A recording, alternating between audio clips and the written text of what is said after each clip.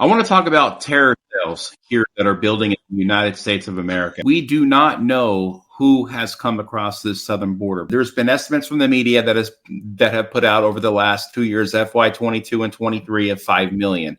However, you being an expert on the border, being on the front lines, you're saying it's more like 12 to 15 million, and that doesn't even include the gotaways. Can you, in your own opinion, maybe draw a picture of what these terror cells may look like and how they are strategically planning perhaps an unprecedented event that could happen at any moment?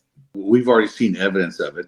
Bottom line is, look at all the protests going on. You have a lot of masked people. The new thing is the pro-Palestinian or pro-Hamas anti-Israel thing. It would be nothing for an illegal alien to be paid $50 or $20 to run down there and crank up exactly what Antifa and BLM did back in 2019 and 2020. 10% of what's come in, that would be 1.2 million. Let's go down to 1% of that.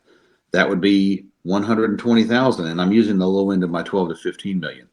So 120,000.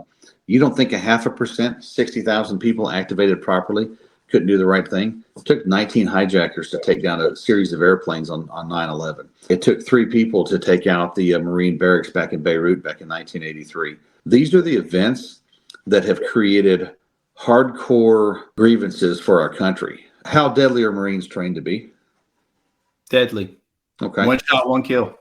That's just one Marine. You don't think they're going to want to emulate the U.S. Marine, the U.S. Army soldier, the U.S. Navy SEAL, having one person that takes out 5 or takes out 10 or takes out 20?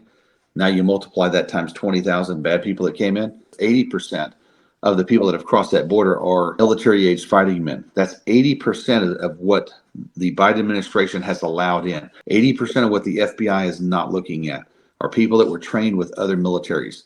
People that have gotten out of prison of other countries. So couple that with the fact that those guys are going to go out, they're going to be given their bond, they're going to be allowed to have a work visa, they're going to start working, they're going to get a phone call, or they're just going to flip out, one of the two.